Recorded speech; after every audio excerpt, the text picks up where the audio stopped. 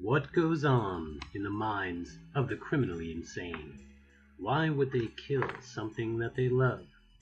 There's an old saying, man kills what he loves. But is it more than that? Perhaps they see the future in what they think is clear and inevitable, and to save time, kill the problem. Take a look in the minds of one Dr. Crane and his companion, the Beast, and make your own evaluations.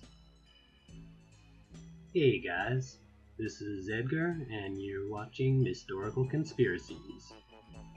We have a really neat story for you tonight, but before we get started, let's give some love to our sponsors. This is bizbin.com. So bizbin is basically a community-style marketplace. It's got lots of social stuff you can get involved in, but also you can do auctions and set up stores, and it's got a lot of cool features. So definitely worth checking out. I will leave the link below. The Workshop, a short story by B.L. Gruesomely enormous was the creature that attacked the young man in the alley.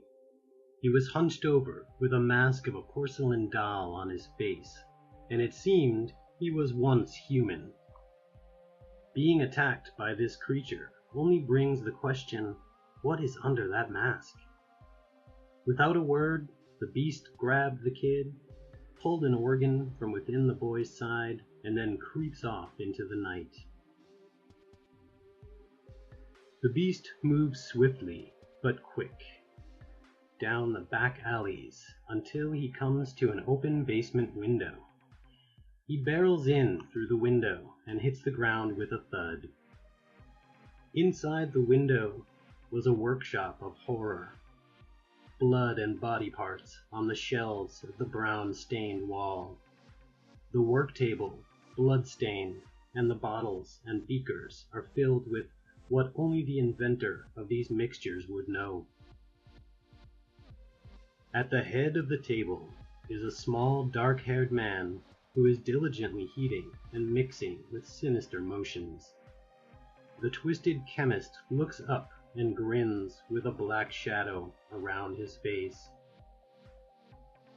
"Did you acquire what I requested?" he asks the beast. Without saying a word, the beast quickly hobbles his way over to the mad scientist. The man takes the organ, which is still dripping with blood and fluids of dark color. He examines and then speaks in a low, calm but cackling voice. "You have removed the wrong piece, you fool. I needed the adrenal gland, not the left kidney. You should know the difference." The doc projects his voice in a wicked manner. The beast drops his head in humility and begins lunging in the direction of the window from which he entered. "No, you fool," the surgeon beckons. "They will be looking for the taker of this organ, and will most likely find him if he's walking the streets. Stay here. We will try again tomorrow." The twisted surgeon is awakened by the doorbell. He moves his frail body up from the comfort of his resting place and looks at the old-fashioned wind-up clock on his night table. Instead of going to the door, he walks slowly to the old-fashioned window with what appear to be oil smudges on the pane. He opens the window with a weak effort and looks down. He sees a girl of about 20 at the front door who rings the bell, which seems to have trouble doing its duty again. He speaks in his voice of cunning to the girl. "May I help you?" "Yes," she replies with a vivacious voice. "I've come for the room for rent. It was in the paper." "Oh yes, I've been expecting a young perky girl to come for it any time now. Let me get dressed and I'll be right down," he says in an almost genuine manner. The door opens and the home shopper looks better close up. My name is Dr. Crane, but many people call me Doc. He offers a sense of false trust. I'm Lauren. They shake hands, and the girl notices the white, bony hand of the mysterious doctor. Then she speaks. May I see the room? Come with me, he speaks quietly. It is the room above the garage, but I don't use the garage anymore, except for storage, so you don't have to worry about fumes. He creeps to the other side of the house with her following closely. Here it is. Go on up and check it out. I have to take care of something in the house. Just knock on the door when you're done. The doc skitters to the house before she had a chance to say a word. He enters through the rear door, which leads to the kitchen. Inside the kitchen, the counters are covered with unwashed plates and pans. The food is thick and moldy, and there are roaches and bugs clinging to the grime. The sound of flies completely blocks out the sound of the rats scampering under the furniture. The table had a red and white plaid tablecloth on it, without a speck of the disgust everything else has. The table was completely clean, with a bouquet of flowers that had been dead for weeks. Towards the back of the kitchen was the cellar door, which led to the basement. The basement door opens up, and the doc steps down each stair to the laboratory until he reaches the ground. Don't worry, it's someone for the room, he speaks into the empty workshop. Suddenly, out of the shadows of complete silence, thuds the beast. It's a woman, and a pretty one at that. I'm sure she's got an adrenal gland. The beast begins bouncing violently with excitement. This time, just kill her and bring her here. I'll remove the organ, and then you can get rid of her. There's a knock at the back door, and the beast slips silently into the shadows from which he came. The doc ascends the stairs and enters the kitchen. He proceeds to the rear entrance and opens the door. I'll take it, she yells in an eccentric manner, suddenly aware of the kitchen's condition. And I'll take you. From excitement to fear, the woman's expression changes as she begins to back up. As she turns, she runs into the beast, who causes her to scream with more terror than a hatchling screams when in the jaws of a wolf. While she is screaming, in complete agony, the beast puts his hand around her entire face and holds her mouth tight. His hands of severed and scarred flesh cause her to writhe in fear. The beast brings Lauren down to the workshop and attempts to tie her up. She breaks free in a frantic rage and begins to run for the stairs.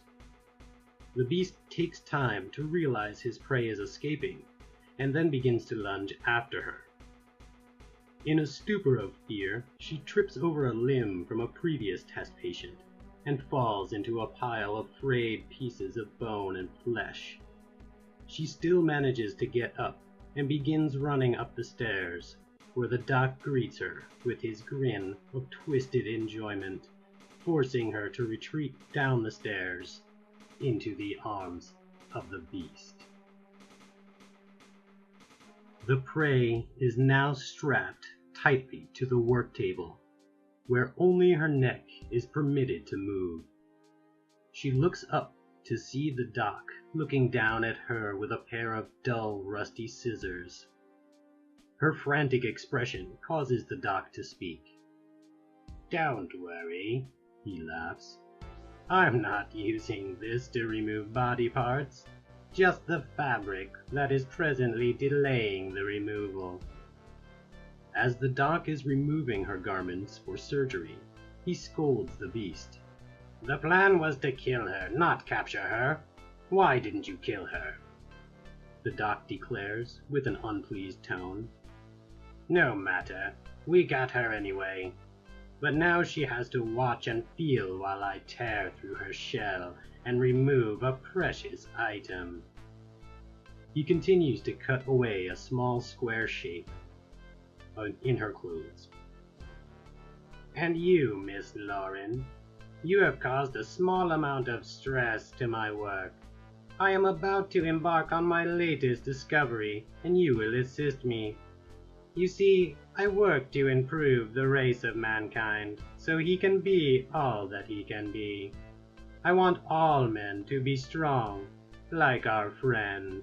He motions towards the beast, with his porcelain face, but helpless eyes, which look in pity upon the young girl. He was my first step in the triumph of creating my perfect man, and your adrenal gland will be the key component in my final step. The doc walks over to his workbench with the tool of his trade and is selecting the proper precision cutting instrument. Don't let him do this, the patient whispers to the beast. Can't you see? He's using you. We could leave together. I will take care of you. The masked giant doesn't answer. He cannot answer. He was not created to speak. Okay, we are all set, the doc announces to those who are trapped in his world. Now we can commence. The beast looks up in a worried panic, as the girl looks to him with saddened eyes. Don't worry, the doc grins. This won't hurt a bit.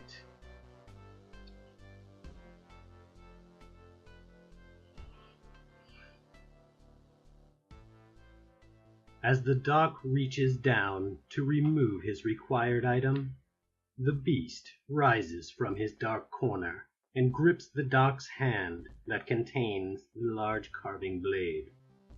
The blade is confiscated, and the doc looks up in horror as the cleaver he had chosen to cut a girl now cuts through the air, like it cuts through human limbs, until it makes a gradually slow stop about halfway through the doctor's neck.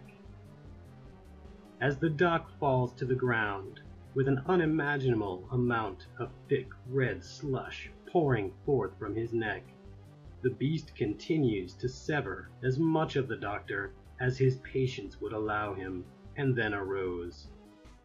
He stands above the butchered body of the one-time overseer, proud, his body covered with blood, his illuminating masked smile dripping from the height of 6 feet to the ground. The beast drops his instrument and unstraps the girl. She sits up and looks down at the newly made corpse. Leaning over the other side of the table, she vomits with the utmost disgust.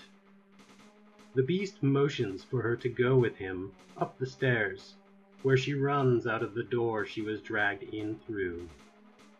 The beast stands in the doorway of the house where the girl trampled out of. She turns around and yells, "Come on!" He stands erect, unmoved, and intrigues the girl, causing her to come closer. "Are you okay?" she asks, his stature built with power. He reaches up to his face with his right hand and grips the bottom of the mask. As the mask moves slowly up towards the top of his head, his chin and mouth are revealed. The mouth is stretched up on the sides, revealing a permanent smile, and the chin reveals the skin tone of the beast. The tone is dark and retains an abundance of dried blood. As the mask moves higher, she realizes it is made up of a number of cut wounds that were never cleaned. The nose was made of a skinless cartilage frame, which was the only partial white section of his face. Then the eyes exposed the open atrophies of his eye sockets, which contained plastic and synthetic parts to hold the eyes in. The observer screams with the sound of fatal torture and begins to run.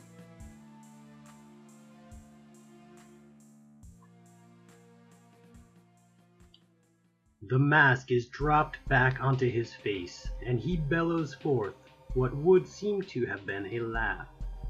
He then brings up an axe, which was concealed behind his leg the whole time.